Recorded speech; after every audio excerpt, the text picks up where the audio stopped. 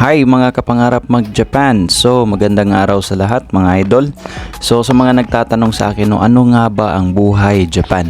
So yung buhay Japan po, eto ipapasilip ko sa inyo kung ano yung normal na ginagawa namin dito sa Japan. So for today, day off ko ngayon. Day off namin lahat, no? Mina Yasumi. So meaning Mina, everyone.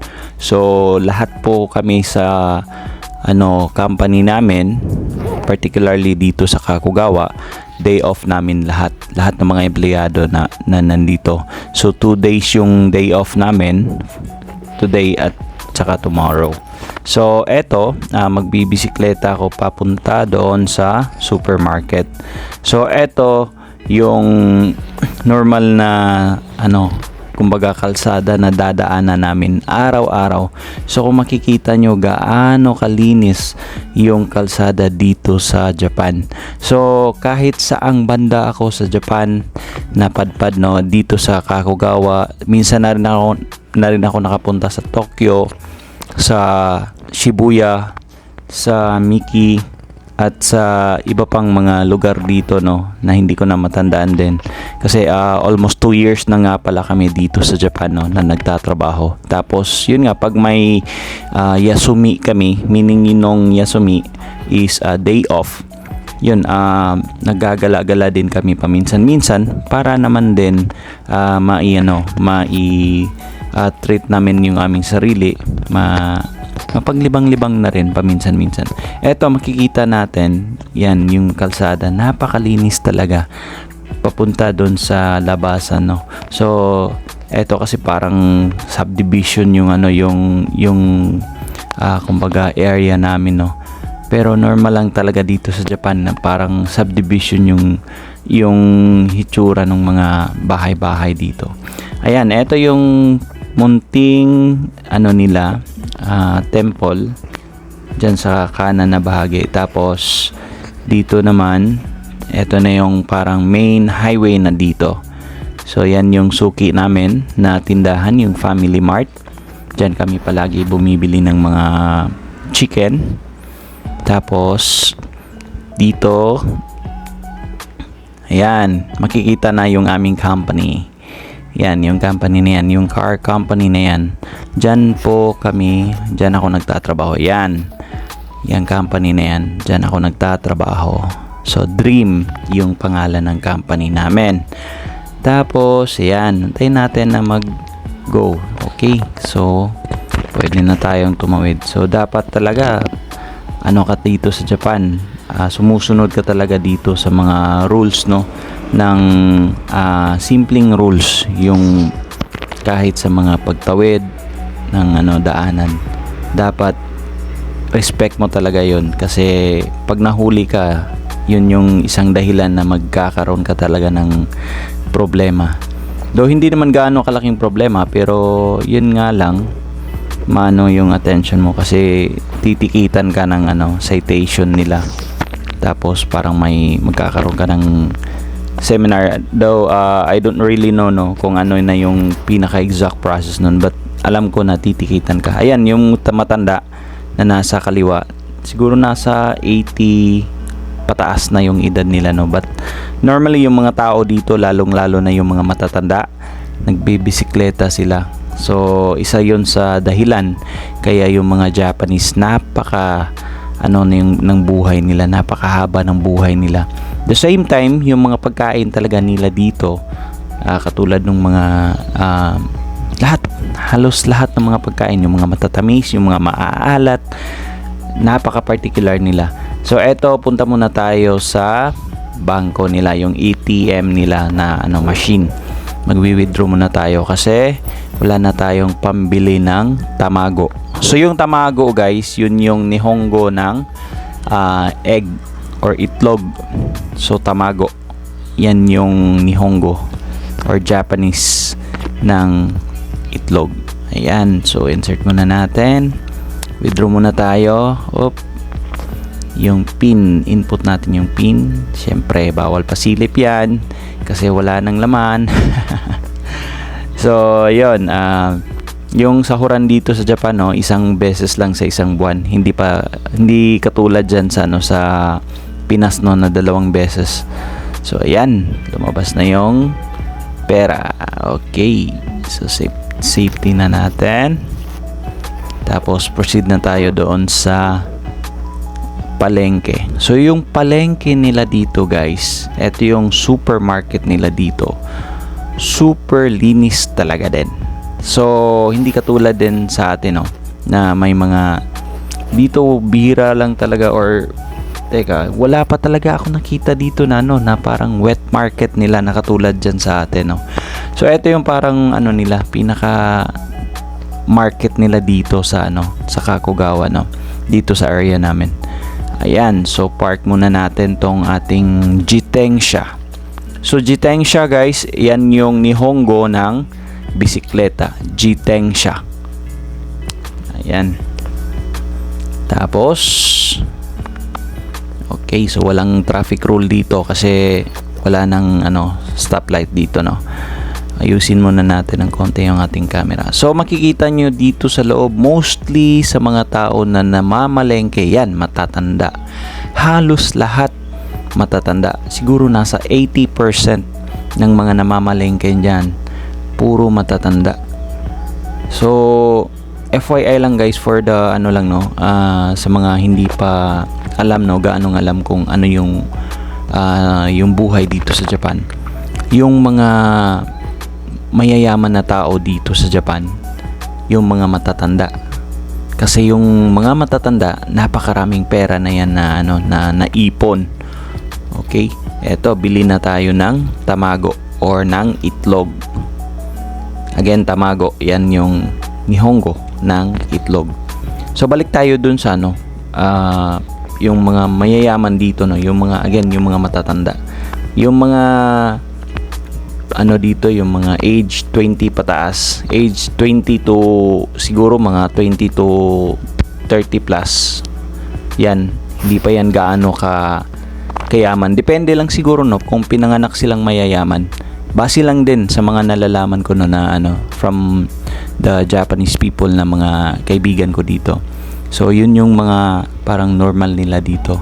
Pero in fairness lang, yung mga bata nila dito, yung mga 20 plus yung mga edad, yung mga 18, 19 plus na mga edad, pag may trabaho na yun, afford na nila makabili ng mga sasakyan.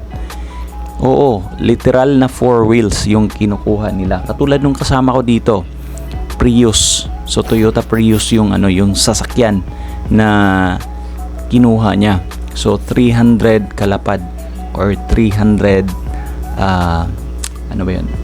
300,000 ba yun? Basta mga ganon. Yan. Tapos napaka sipag talaga sa trabaho. Ayan, ito yung parang fish market nila or wet market nila. Yan yung wet market nila dito. So yung mga isda nakahilera dyan, pero nakaslice na yan for for sushi, sashimi, sushi. I'm sorry, no, but ilang taon na ako dito sa Japan. Almost 2 years na ako, pero hindi ko pa talaga gaano kabisado yung sushi at saka sashimi. So please correct me kung sino yung mga dyan may idea sa sashimi at sushi. Ito yung tuyo section nila. So yung mga tuyo nila dito, again, dahil nga sa kinokontrol nila yung mga maaalat at saka matatamis. Yung mga maaalat nila katulad nun, yung tuyo, napaka hindi ba dapat maalat yung tuyo, pero dito matabang.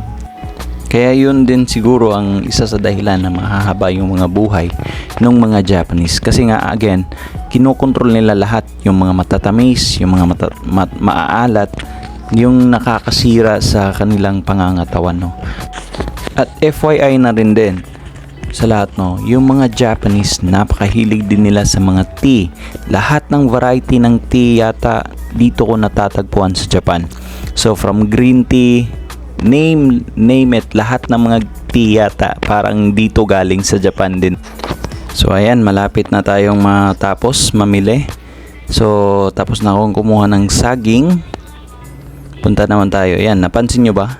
Lahat or halos ng mga tao, yan oh, puro matatanda yung mga namamalengke. Pero wag ka, kasi yung mga matatanda nga dito, napakayaman nila. Napakaraming ipon ng mga matatanda na yan. No, dahil yun nga, yung mga Japanese, pagdating din nila ng mga 18 or pataas, bihira ka na makakita dito na kumbaga nandun pa rin sa kanilang pamilya, no, or nandun pa rin sa kanilang mga magulang, no, na nakastay. Mostly din sa kanila, parang ano din sila nag-adapt din sila ng mga American style ba, na naninirahan din ng sarili lang nila, no. So nagtatrabaho, minsan malayo sila sa family nila kasi nga nagtatrabaho. Pero yun din ang dahilan na kaya maaga din sila na makapag-ipon ng mga pera. So napaka din nila, no, napaka thrifty din ng mga Japanese. Isa din ito nga sa iniidolo ko, yung pagkaka-thrifty ng mga Japanese, kasi may tinatawag din silang process na kakibu. Yung kakibu po, base lang din sa sa nalalaman ko, no, from the research, no, na ginagawa ko. Yung kakibo po, parang kailangan mo magtabi ng 20% from your income, no. So kung anong income na meron ka, dapat mong magtabi ng 20% nun, para pagdating ng panahon, lalaki at lalaki talaga yung 20% na iniipon mo. At isa nga ito sa dahilan kaya madali silang makapagpundar, makabili ng bahay, makabili ng sasakyan. At the age of 18, 19, katulad nung kasama ko dito, nakapag mayroon ng sasakyan, no, na nabili.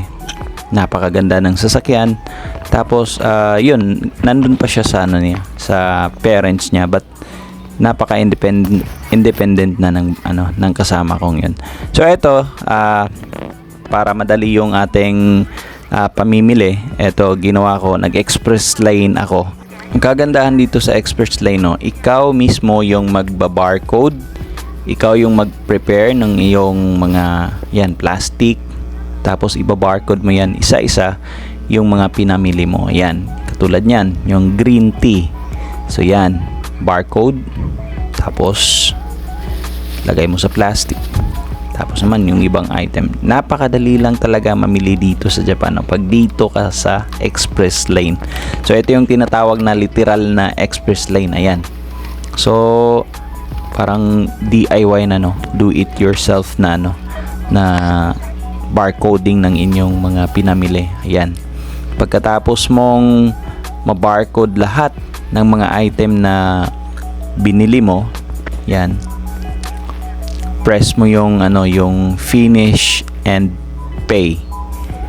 Yan. Pagkatapos piliin mo yung yen, at magtatanong kasi yan kung meron kang card. So ako wala akong card, yung point card nila dito. Tapos insert mo yung cash. Diyan, insert mo yung cash. Okay. Tapos lalabas yung receipt at sukle. So automatic yun, no. Confirm mo pag na-insert mo na yung yung pera mo.